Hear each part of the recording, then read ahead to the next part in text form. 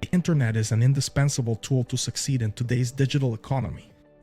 There's no doubt that getting online allows you to reach new customers and grow your business.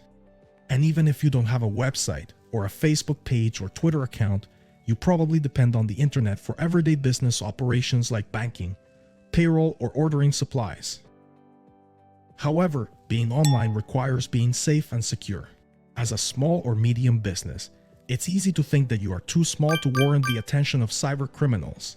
In fact, cybercriminals are now more than ever actively targeting smaller businesses because they believe their networks and computers are vulnerable. In other words, if you are a small or medium business owner, this guide is for you. Cybersecurity is a shared responsibility, and depending on how your business is structured, there are likely other people, co-owners, managers, or employees who should also be familiar with the information you'll find in this guide. You do not need to be a computer or network expert to read or implement the measures in this guide. Although some cybersecurity terms are used, you can look up any terms you are unfamiliar with in the glossary link provided below. We encourage you to also take the self-assessment tool in the link below to help you determine where your business needs the most help.